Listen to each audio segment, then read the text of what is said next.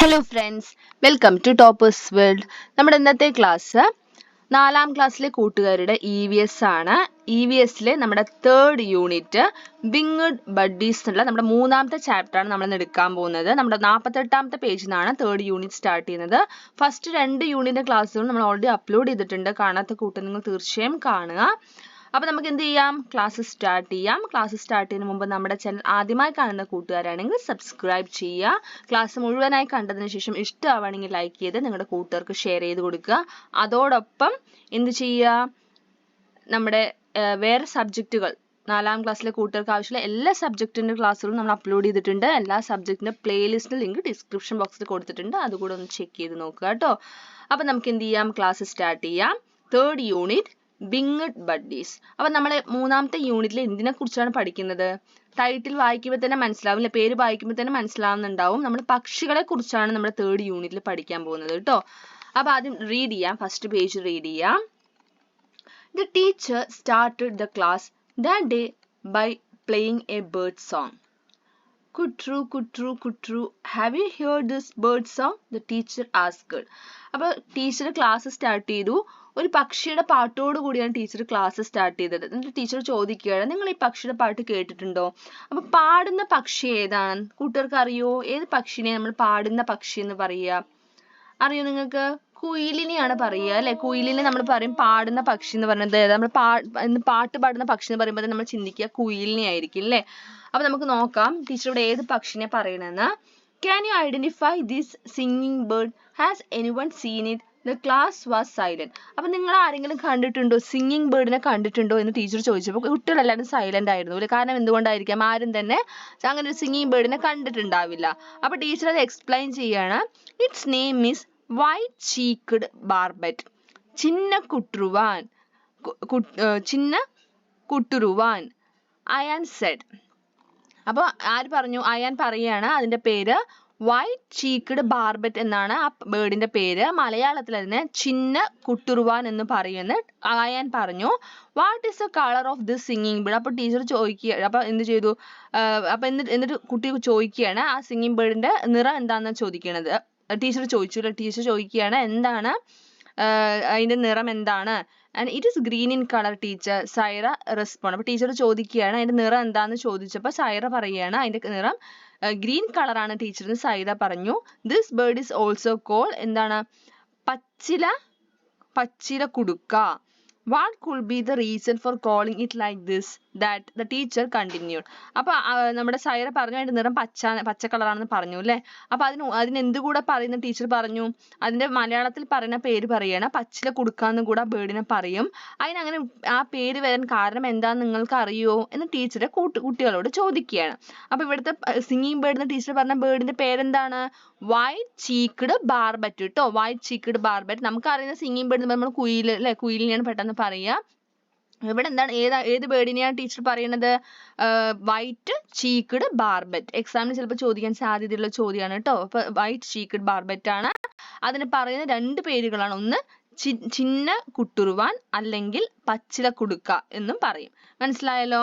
അപ്പൊ അത് നോട്ട് ചെയ്ത് വെക്കുക. There are many type of birds. What are the birds present in your area? നമ്മൾ കണ്ടിട്ടുണ്ടാവും ഒരുപാട് തരത്തിലുള്ള പക്ഷികളുണ്ട് അല്ലേ. അപ്പൊ നിങ്ങളുടെ ഏരിയയിൽ കാണുന്ന പക്ഷികളെ കുറിച്ചാണ് ഇവിടെ ചോദിക്കുന്നത്. അപ്പൊ നിങ്ങൾ കണ്ടിട്ടുള്ള കുറച്ച് പക്ഷികളുടെ പേര് എഴുതുക. നമ്മളിവിടെ പാരറ്റ്, ക്രോ, പീകോക്ക്, ക്രെയിൻ ഒക്കെയാണ് എഴുതിയിരിക്കുന്നത്. How many of them are familiar to you and name known to you? Write them in my environmental science diary. അപ്പൊ നിങ്ങൾക്ക് അറിയുന്ന പക്ഷികളുടെ പേര് എഴുതി വെക്കാനാണ് പറയുന്നത്. എഴുതി ചേർക്കുക. അടുത്ത topic colour and make them beautiful. നിറം കൊടുത്ത് ഭംഗിയാക്കാൻ പറയാണ്. ഇവിടെ കാണുന്ന ഈ 4 ബേർഡ്സിനെയും identify the birds and write their names, colour and make them beautiful. ഈ ചിത്രത്തിൽ കാണുന്ന പക്ഷികളെ ഐഡന്റിഫൈ ചെയ്തിട്ട് അതിന് അനുയോജ്യമായിട്ടുള്ള നിറം കൊടുക്കുക. എന്നിട്ട് അതിന്റെ പേര് താഴെ കാണുന്ന കോളത്തിൽ എഴുതുക. ഫസ്റ്റത്തെ പക്ഷി ഏതാണ്? പാരറ്റ്. അടുത്തത് ബുൾബുൾ അല്ലെ, ബുൾബുൾ അല്ലേ, എന്റെ ചിത്രം കാണുമ്പോൾ ബുൾബുൾ പോലെ ഉണ്ട് അല്ലേ. അടുത്തത് പീകോക്ക്. നെക്സ്റ്റ് ആരാ? Woodpecker. ഓക്കെ, അപ്പം നിറവും കൂടെ കൊടുക്കുക കേട്ടോ. In what ways do the birds in the picture differ? ഏതൊക്കെ രീതിയിലാണ് ചിത്രത്തിൽ കാണുന്ന പക്ഷികൾ വ്യത്യസ്തമായിരിക്കുന്നത്? എല്ലാ പക്ഷിയും കാണാൻ ഒരേപോലെയാണോ ചിത്രത്തിൽ? നോക്കൂ, ഈ 4 പക്ഷിയും കാണാൻ ഒരേ രൂപമാണോ? അല്ല. പാരറ്റിനെ പോലെ തന്നെയാണോ പീകോക്ക് ഇരിക്കുന്നത്? അല്ല അല്ലേ. അപ്പൊ ഏതൊക്കെ തരത്തിലാണ് പക്ഷികൾ വ്യത്യസ്തമായിരിക്കുന്നത്? കളർ ഓഫ് ദെയർ ഫെദേഴ്സ്, തൂവലിലുള്ള നിറം വ്യത്യസ്തമാണ്. പിന്നെയോ ഷേപ്പ് ഓഫ് ദ ബോഡി, ബോഡിയുടെ ഷേപ്പ് ഡിഫറെന്റ് ആണ്, വ്യത്യസ്തമാണ്. ഷേപ്പ് ഓഫ് ദ വിങ്സ്, ചിറകുകളുടെ ഷേപ്പ് എന്താണ്? വ്യത്യസ്തമാണ് അല്ലെ. Shape of the beaks and legs, കാലുകള് കൊക്കിലിന്റെ ഒക്കെ ഷേപ്പ് എന്താണ്? വ്യത്യസ്തമാണ്. ഇതിലൊക്കെ ഇതിന്റെ അടിസ്ഥാനത്തിൽ നമുക്ക് പക്ഷികൾ എന്ത് ചെയ്യാൻ പറ്റും? വേർതിരിക്കാൻ പറ്റും. Let's classify dum. Do all birds in your area have feathers of the same color? ഇപ്പൊ നിങ്ങളുടെ ഏരിയയിൽ കാണുന്ന പക്ഷികളില് ഒരേ നിറമുള്ള ഒരേ നിറം, അതായത് have feathers of same colour, ഒരേ നിറത്തിലുള്ള ഫെദേഴ്സ് ഉള്ള പക്ഷികൾ ഉണ്ടോ എന്നാണ് ചോദ്യം. Have you seen birds with feathers of different colour? അതുപോലെ ഡിഫറെന്റ് നിറത്തിലുള്ള പക്ഷികൾ ഉണ്ടോ? Name the birds that have differently coloured feathers. Prepare A table. അതായത് ഇപ്പൊ നമ്മൾ കാക്ക എടുക്കുകയാണെങ്കിൽ, ക്രോൻ എടുക്കുകയാണെങ്കിൽ ക്രോന്റെ ബോഡി മുഴുവൻ ഒരു നിറമാണ് അല്ലേ. അതാണ് സെയിം കളർ എന്ന് ഇവിടെ പറയുന്നത്. Feather of the same colour എന്ന് പറയുന്നത് ദേഹം മുഴുവൻ ഒരേ നിറമായിരിക്കും. അതല്ല ഫെദർ ഓഫ് ഡിഫറെന്റ് കളർ എന്ന് വെച്ചാൽ ഒരു പക്ഷിക്ക് തന്നെ പല നിറം ഉണ്ടാവും അല്ലേ. അതാണ് ഡിഫറെന്റ് കളർ എന്ന് പറയുന്നത്. അപ്പൊ ഇവിടെ നമ്മൾ എന്ത് എഴുതണം? Birds with feathers of the same colour on their body എന്നതിൽ അതായത് ദേഹം മുഴുവൻ ഒരേ നിറമുള്ള പക്ഷികളുടെ പേര് എഴുതുക. ഇവിടെ ഡിഫറെന്റ് കളർ ഉള്ളത്. ഓക്കെ, അപ്പൊ ക്രോ എന്താണ്? ഫുൾ ബ്ലാക്ക് ആണ് അല്ലെ. അപ്പൊ ക്രോ എഴുതാം. പിന്നെയോ പിന്നെ നമുക്ക് എന്തൊക്കെ എഴുതാം? കോയിൽ എന്ന് വെച്ചാൽ നമ്മൾ കുയിലാണ് കേട്ടോ. കോയിൽ, ക്രെയിന്, കൊക്ക്, പാരറ്റ് ഒക്കെ എഴുതാൻ പറ്റും. അപ്പൊ ദേഹം മുഴുവൻ തൂവലാണ് ഇവിടെ വന്നത്. Feather of the same colour ആണല്ലേ. ഇപ്പൊ പാരറ്റ് ആണെങ്കിൽ ഗ്രീൻ കളർ, ഫുൾ ഗ്രീൻ കളറുള്ള പാരറ്റ് ഉണ്ട് അല്ലേ. അതാണ് പറയുന്നത്. അതായത് പീകോക്ക് ഡിഫറെന്റ് കളർ ആണെങ്കിൽ peacock, kingfisher, woodpecker ഒക്കെ ഡിഫറെന്റ് കളറിൽ നമുക്ക് എഴുതി ചേർക്കാൻ പറ്റുന്ന ബേർഡ്സ് ആണ്. Okay, next what are the common characteristics of birds? അപ്പൊ നമുക്ക് ബേർഡ്സിലെ വ്യത്യസ്തമായി നിൽക്കുന്നത് എന്തൊക്കെയാന്ന് പറഞ്ഞല്ലോ. അവരുടെ ബോഡി ഷേപ്പ്, സൈസ്, ബീക്ക്, കൊക്ക്, ഇതെല്ലാം ഫെദർ, ഇതെല്ലാം എന്താണ്? ഡിഫറെന്റ് ആയിട്ടാണ് നമ്മൾ പറഞ്ഞു. ഇനി ഒരേപോലെ ബേർഡ്സിന് ഉണ്ടാവുന്ന എന്താണ് കോമൺ ആയിട്ട് കാണാൻ സാധിക്കുന്ന കോമൺ ക്യാരക്ടറിസ്റ്റിക്സ് എന്തൊക്കെയാണെന്നാണ് ചോദ്യം. എന്തൊക്കെ പറയാൻ പറ്റും? ഓൾ ബേർഡ്സ് ഹാവ് ഫെദേഴ്സ്, എല്ലാ പക്ഷികൾക്കും ഫെദർ, തൂവൽ ഉണ്ടാവാം. ഓൾ ബേർഡ്സ് ഹാവ് പീക്സ്, എല്ലാ ബേർഡ്സിനും കൊക്ക് ഉണ്ടാവും. ഓൾ ബേർഡ്സ് ഹാവ് വിങ്സ്, അതുപോലെ ചിറകുകൾ ഉണ്ടാവും. ഓൾ ബേർഡ്സ് ഹാവ് ടെയിൽ, വാലുണ്ടാവും അല്ലേ. അപ്പൊ ഇതെല്ലാം എല്ലാ പക്ഷികൾക്കുമുള്ള കോമൺ ആയിട്ടുള്ള ക്യാരക്ടറിസ്റ്റിക്സ് ആണ് കേട്ടോ. Next, by observing our surroundings, we can also find birds with different characteristics. Observe our surroundings and find out diverse characteristics of birds. അപ്പോൾ നമ്മുടെ ചുറ്റുപാട് നിരീക്ഷിച്ചു കഴിഞ്ഞാൽ ഡിഫറെന്റ് ആയിട്ട് ക്യാരക്ടറിസ്റ്റിക്സ്, ഡിഫറെന്റ് ആയിട്ടുള്ള പ്രത്യേകതകളുള്ള ഒരുപാട് പക്ഷികളെ നമുക്ക് കണ്ടെത്താൻ സാധിക്കും എന്നാണ് പറയുന്നത്. Use binoculars if available to observe birds. അപ്പോൾ ബൈനാക്കുലർ ഉണ്ടെങ്കിൽ അതൊക്കെ യൂസ് ചെയ്തിട്ട് പക്ഷികളെ നിരീക്ഷിക്കാൻ പറയുകയാണ്. What things should be observed? നിങ്ങൾ എന്തൊക്കെയാണ് കണ്ടെത്തിയത് എന്നാണ് ചോദിക്കുന്നത്. Place where the birds is seen, അതായത് എവിടെയാണ് പക്ഷികൾ ഇരിക്കുന്നത്, പ്ലേസ് കണ്ടെത്തും. Time when it was seen, ഏത് സമയത്ത്, എല്ലാ പക്ഷികളെയും എല്ലാ സമയത്തും നമുക്ക് കാണാൻ സാധിക്കില്ല. അപ്പൊ ഏത് സമയത്താണ് കണ്ടെത്താൻ സാധിക്കുക നമുക്ക് മനസ്സിലാക്കാൻ പറ്റും. സൈസ് മനസ്സിലാവും, കളർ മനസ്സിലാവും, കൂട് അല്ലെ, നെസ്റ്റിന്റെ പ്രത്യേകത, കൂടിന്റെ പ്രത്യേകത, നെസ്റ്റ് എന്ന് വെച്ചാൽ പക്ഷിക്കൂട്, അത് നമുക്ക് അതിന്റെ പ്രത്യേകതകൾ മനസ്സിലാക്കാൻ പറ്റും. Sound, size of legs, length, color, number of toes, size and color of eyes, characteristics of feathers, style of flying, ഇതെല്ലാം തന്നെ എന്താണ്? വ്യത്യസ്തമായിട്ടുള്ള പക്ഷികളുടെ ക്യാരക്ടറിസ്റ്റിക്സ് ആണ്. ഇതെല്ലാം സെയിം ആണെന്ന് നമുക്ക് പറയാൻ പറ്റില്ല. ഇതെല്ലാം ഡിഫറെന്റ് ആയിട്ടുള്ള ബേർഡ്സിന്റെ ക്യാരക്ടറിസ്റ്റിക്സ് ആണ്. ഇനി എന്തൊക്കെ നമുക്ക് പറയാൻ പറ്റും ഡിഫറെന്റ് എന്ന് പറയുമ്പോൾ? Shape and size of the beak, features of the tail, wings, size, ഇതെല്ലാമേ എന്തായിരിക്കും? വ്യത്യസ്തമായിരിക്കും. ഓരോ പക്ഷികൾക്കും ഓരോ രീതിയിലായിരിക്കും. Next, observe any bird in your surroundings and prepare a note of it, including its characteristics. Don't forget to draw the picture too. അപ്പോൾ ഇതുപോലെ ചിത്രത്തിൽ കാണുന്ന ഈ ഒബ്സർവേഷൻ നോട്ട് പോലെ നിങ്ങൾ ഏതെങ്കിലും ഒരു പക്ഷിയെ നിരീക്ഷിച്ചിട്ട് ഇതുപോലെ ഒരു ഒബ്സർവേഷൻ നോട്ട് ഉണ്ടാക്കാൻ പറയാണ്. What should be included in observation note? Look at Saira's observation note. അപ്പോൾ സൈറ പാരറ്റിനെ കുറിച്ച് എഴുതിയിട്ടുള്ള ഈ ഒബ്സർവേഷൻ നോട്ട് പോലെ നിങ്ങൾ ഇതുപോലെ ഏതെങ്കിലും ഒരു പക്ഷിയെ നിരീക്ഷിച്ചിട്ട് ഒരു ഒബ്സർവേഷൻ നോട്ട് എഴുതുക. ഇത് നമുക്ക് പാരറ്റിന്റെ എന്തൊക്കെയാണ് സൈറ എഴുതിയിരിക്കുന്നത്? Name of the bird, parrot. Place where it was seen, എവിടെയാണ് ഇതിനെ കാണുന്നത്? field bund. Time when it was seen, evening. Color, green. Features of the beak, sharp, curved and red in color. അതിന്റെ കൊക്കിന്റെ പ്രത്യേകത എങ്ങനെയാണ്? ഷാർപ്പ് ആണ്, വളഞ്ഞിട്ട് curved ആണ്, red colour ആണ്. Features of the legs, കാലിന്റെ പ്രത്യേകത, legs used to climb trees and hold food firmly. Features of the tail long triangular tail ആണ്. അതർ ഫീച്ചേഴ്സ് എന്തൊക്കെയാണ്? A rose ring around the neck, കഴുത്തിന് ചുറ്റും ഒരു rose colour ring ഉണ്ട്.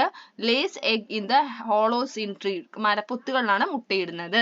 അപ്പൊ എന്താണ്? പാരറ്റിനെ നിരീക്ഷിച്ചിട്ട് പാരറ്റിനെ കുറിച്ചുള്ള ഒരു ഒബ്സർവേഷൻ നോട്ടാണ് ഇവിടെ എഴുതിയിരിക്കുന്നത്. അപ്പൊ ഇതുപോലെ നമുക്ക് ആരെ എഴുതാം? ക്രോനെ എഴുതാം. നമ്മൾ സാധാരണമായി കാണുന്ന ഒരു പക്ഷിയാണ് കാക്ക. അപ്പൊ കാക്കയെ കുറിച്ച് നമുക്കൊരു ഒബ്സർവേഷൻ നോട്ട് എഴുതാം. അപ്പൊ കാക്കയെ കുറിച്ച് തന്നെ എഴുതണമെന്നില്ല കേട്ടോ. നിങ്ങൾ ഇതുപോലെ നിരീക്ഷിച്ച് നിങ്ങൾക്ക് കണ്ടെത്തിയ കാര്യങ്ങൾ ഉൾപ്പെടുത്തിയിട്ട് ആ പക്ഷിയെ കുറിച്ചിട്ട് വേണം എന്ത് എഴുതാൻ? ഒബ്സർവേഷൻ നോട്ട് എഴുതാൻ. അപ്പൊ ഇവിടെ ഒരു എക്സാമ്പിൾ ആയിട്ടാണ് നമ്മൾ ക്രോ കൊടുത്തിരിക്കുന്നത്.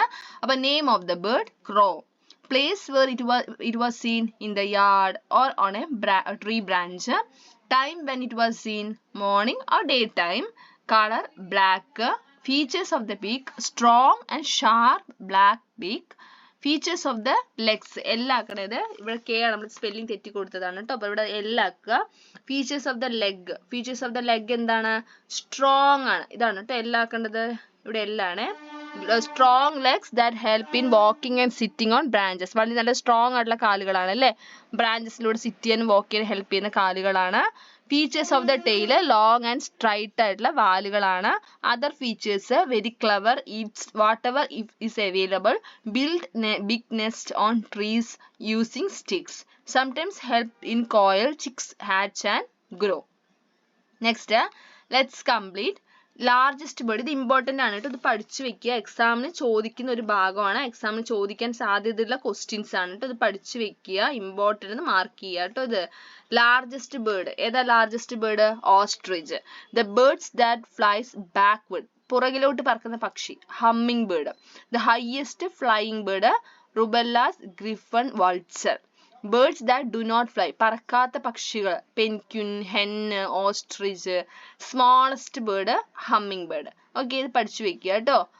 Next food of all kinds. എല്ലാ പക്ഷികളും ഒരേ ആഹാരമാണോ കഴിക്കുന്നത്? അല്ല അല്ലെ, ഓരോന്നിനും ഓരോ രീതിയുണ്ട്. എല്ലാ പക്ഷികളും ഒരേ ആഹാരം അല്ല കഴിക്കുന്നത്. അപ്പൊ അതാണ് അടുത്ത് നമ്മൾ പഠിക്കാൻ പോകുന്ന ടോപ്പിക്. ഇവിടെ എന്താണ് പാരറ്റ് പറയുന്നത്? These grains are my food. ഈ ധാന്യങ്ങളാണ് എൻ്റെ ആഹാരം പാരറ്റ് പറയും. അപ്പൊ പാരറ്റ് കഴിക്കുന്ന ഒരു ആഹാരമാണ് ഗ്രെയിൻസ്. കിങ് ഫിഷർ, അത് പേരിൽ തന്നെ ഉണ്ടല്ലേ. കിങ് ഫിഷറിന്റെ മെയിൻ ഫുഡ് എന്തായിരിക്കും? ഫിഷ്. പിന്നെയോ വൾച്ചറിന്റെ ഒക്കെ ഫുഡ് എന്തായിരിക്കും? ടുഡേസ് മീൽ ഈസ് ഗ്രേറ്റ്, എന്തായിരിക്കാം? മീറ്റ് അല്ലേ. അപ്പൊ ഇതാണ് വൾച്ചറിന്റെ ഫുഡ്. അപ്പൊ നമുക്ക് എന്ത് ചെയ്യാം? Do all birds eat the same food? എല്ലാ പക്ഷികളും ഒരേ ആഹാരമാണോ കഴിക്കുന്നത്? നോ. അപ്പൊ ഈ ബേർഡ്സ് ഫുഡ് എന്നുള്ള കോളം കംപ്ലീറ്റ് ചെയ്യാം. ഇവിടെ ഫസ്റ്റ് ബേർഡ് പാരറ്റ് ആണ്, ഗ്രെയിൻസ് എഴുതിയിട്ടുണ്ട്. പിന്നെ എന്തൊക്കെ എഴുതാം? സീഡ്സ്, ഫ്രൂട്ട്സ് ഒക്കെ എഴുതാം. കിങ് ഫിഷർ ഫിഷ് എഴുതിയിട്ടുണ്ട്. വേറെ നമുക്ക് സ്മോൾ ഇൻസെക്ട്സ് എഴുതാൻ പറ്റും. കൈറ്റ്, കൈറ്റ് വെച്ചാൽ നമ്മൾ പരുന്ത് അല്ലെ, പരുന്തിനെ പറയണതാണ് കൈറ്റ്. കൈറ്റ് എന്തൊക്കെ കഴിക്കും? Fish, meat, small animals, birds ഒക്കെ എഴുതാം. Pigeon, cereals. പിന്നെയോ hen, cereals, worms, small insects. Hummingbird, nectar. Nectar എന്ന് വെച്ചാൽ അറിയാലോ, തേൻ അല്ലേ. അപ്പൊ ഇതുപോലെ എന്ത് ചെയ്യുക? ബാക്കി കുറച്ചുകൂടി ബേർഡ്സും കൂടെ പേര് എഴുതിയിട്ട് ഫുഡ് എഴുതി ചേർക്കുക കേട്ടോ. അടുത്തത് അതേപോലെ എന്താണ് ഇവിടെ ഓരോ ബേർഡ്സ് പറയുന്ന ഡയലോഗാണ് ഇവിടെ കൊടുത്തിരിക്കുന്നത്. We hunt for prey in place where there is water. അപ്പൊ വാട്ടർ ബേർഡ്സ് എങ്ങനെയാണ്? വാട്ടറിലെ ബേർഡ്സ് വാട്ടർ നിന്നാണ് അതിനുള്ള ആഹാരം കണ്ടെത്തുക അല്ലെ. അതേപോലെ ഇപ്പൊ വൾച്ചർ പോലുള്ള ബേർഡ്സ് എങ്ങനെയാണ്? I like to chase and catch the prey. പറന്ന് വന്നിട്ട് എന്ത് ചെയ്യും? അതിന്റെ ആവശ്യമുള്ള ആഹാരം അതിന്റെ ഇരയെ പിടിച്ചിട്ട് പോകും അല്ലെ. അതേപോലെ അടുത്ത ബേർഡ് പറയുന്നത് നോക്കൂ. I like to peck and eat grass seeds and grains. Next I am one among the fruit eater. ഞാനാണ് ഫ്രൂട്ട് ഈറ്റേഴ്സിലെ ഒരാൾ എന്ന് പറഞ്ഞിട്ട് ഈ പക്ഷി പറയുകയാണ്. അപ്പൊ നമ്മളിവിടെ എന്ത് ചെയ്യാനാണ് പറയുന്നത്? What food does each birds eat? ഓരോ പക്ഷികൾ എന്താണ് കഴിക്കുന്നത്? Find them and write the names of more birds in the nest. ഇവിടെ നെക്ടർ സക്കർ അല്ലെ, തേൻ കുടിക്കുന്ന പക്ഷികളുടെ പേരാണ് ഇവിടെ എഴുതി ചേർക്കണം. അതേപോലെ നമ്മൾ ഇവിടെ അടുത്തത് ഹെഡിങ് എഴുതണം. അതിന് അനുയോജ്യമായിട്ടുള്ള പക്ഷികളുടെ പേര് എഴുതി ചേർക്കണം. അപ്പൊ ഫസ്റ്റ് നമുക്ക് എന്ത് എഴുതാം? ഫ്രൂട്ട് ഈറ്റിംഗ് ബേർഡ്സ് പാരറ്റ്, കുട്ടുറുവാൻ, സ്പാരോ, കോയൽ, ബുൾബുൾ ഒക്കെ ഫ്രൂട്ട് ഈറ്റിംഗ് ആണ്. നെക്ടർ സക്കർ പറയുമ്പോൾ sunbird, hummingbird, Indian golden ഒറിയോളൊക്കെ നെക്ടർ സക്കറായിട്ട് തേൻ കുടിക്കുന്ന പക്ഷികളാണ്. അടുത്തത് ഇൻസെക്ടിവോറസ് ബേർഡ്സ് എന്ന് വെച്ചാൽ ചെറിയ ചെറിയ ഇൻസെക്ട്സ് ഒക്കെ കഴിക്കുന്ന ഇൻസെക്ടിവോറസ് ബേർഡ്സ് ഏതൊക്കെയാന്ന് ചോദിച്ചാൽ myna, woodpecker, babbler, tree pie ഇതെല്ലാം ഇൻസെക്ടിവോറസ് ബേർഡ്സ് ആണ്. നെക്സ്റ്റ് സെറൽ ഈറ്റേഴ്സ് എന്ന് പറയുന്നത് പാരറ്റ്, മൈന, പീജിയൻ, സ്പാരോ, ലവ് ബേർഡ്സിനൊക്കെ എഴുതാം. അടുത്തത് ഫ്ലഷ് ഈറ്റേഴ്സ്, മീറ്റ് പോലുള്ള ഐറ്റംസ് കഴിക്കുന്ന ബേർഡ്സ് ആണ്. ഫ്ലഷ് ഈറ്റേഴ്സ് ആരൊക്കെയാന്ന് ചോദിച്ചാൽ ഈഗിള്, വൾച്ചർ, ബ്ലാക്ക് ട്രോങ്കോ എന്നൊക്കെ എഴുതാൻ പറ്റും. അതുപോലെ ഫിഷ് ഈറ്റേഴ്സ് ആണ് ആരൊക്കെ? ക്രേന്, ലെസർ വിസ്ലിംഗ് ഡക്ക്, അതുപോലെ സീഗൾ, കിങ് ഫിഷർ ഒക്കെ നമുക്ക് എഴുതാൻ പറ്റും. ഫിഷ് ഈറ്ററിൽ എഴുതാൻ പറ്റുന്ന ബേർഡ്സിന്റെ നെയിമാണ്. Next, are the size and body structure of the birds in all the nest of the same? അപ്പൊ എന്താ ചോദ്യം എന്താ? സൈസും ബോഡി സ്ട്രക്ചറും ബേർഡ്സിന് എല്ലാം സെയിം തന്നെയാണോ? ഇനി ഓൾ ദ നെസ്റ്റ് എല്ലാ പക്ഷികളും, ഇപ്പൊ നമ്മളുടെ ഒരു കൂട്ടിൽ തന്നെ പല രൂപത്തിലുള്ള പക്ഷികളുണ്ട് അല്ലെ. അപ്പൊ എല്ലാ പക്ഷികളുടെയും ബോഡി ഷേപ്പും സൈസും സെയിം ആണോ? No. What are the adaptation of the birds for collecting food? Write them down. അപ്പൊ എന്തൊക്കെ അഡാപ്റ്റേഷൻസ് ആയിരിക്കാം പക്ഷികൾക്ക് അതിനാവശ്യമുള്ള ഫുഡ് കളക്ട് ചെയ്യാൻ സഹായിക്കുന്നത്? ഒന്ന് പീക്ക് ഷേപ്പ്, കൊക്കിന്റെ ഷേപ്പ്, പിന്നെയോ കാലിന്റെ ഷേപ്പിലെ claws, sharp eyesight, flight skill, പറക്കാനുള്ള ശേഷി, ഇതെല്ലാമാണ് അതിന്റെ ആവശ്യമുള്ള ഫുഡ് കളക്ട് ചെയ്യാൻ അതിന് സഹായിക്കുന്ന കാര്യങ്ങൾ. അടുത്തത് draw and match, identify and join the legs of birds based on the nature of peak. അപ്പോൾ എന്ത് ചെയ്യാനാണ്? ഈ പക്ഷികൾക്ക് അനുയോജ്യമായിട്ട് അതിന്റെ കാലുകൾ വരച്ച് യോജിപ്പിക്കുകയാണ് ചെയ്യേണ്ടത്. ഇതേപോലെ എന്ത് ചെയ്യുക? അതിന് കറക്റ്റ് ആയിട്ടുള്ള കാലുകളിലേക്ക് വരച്ച് യോജിപ്പിക്കുക. അപ്പൊ ഇത്രയുമാണ് നമ്മുടെ തേർഡ് യൂണിറ്റിന്റെ ഫസ്റ്റ് പാർട്ടിന്റെ ക്ലാസ്. അപ്പൊ ഇന്നത്തെ ബാക്കി പോർഷൻ കംപ്ലീറ്റ് നമ്മുടെ സെക്കൻഡ് പാർട്ടിന്റെ ക്ലാസ്സിൽ അപ്ലോഡ് ചെയ്യുന്നതായിരിക്കും. അപ്പൊ ഇന്നത്തെ ക്ലാസ് ഇഷ്ടമായാൽ തീർച്ചയായും ലൈക്ക് ചെയ്ത് നിങ്ങളുടെ കൂട്ടുകാർക്കൊന്ന് ഷെയർ ചെയ്ത് കൊടുക്കുക. അതോടൊപ്പം നമ്മുടെ ചാനൽ സബ്സ്ക്രൈബ് ചെയ്യാത്ത കൂട്ടുകാരാണെങ്കിൽ ഒന്ന് സബ്സ്ക്രൈബ് ചെയ്യുക. Thank you.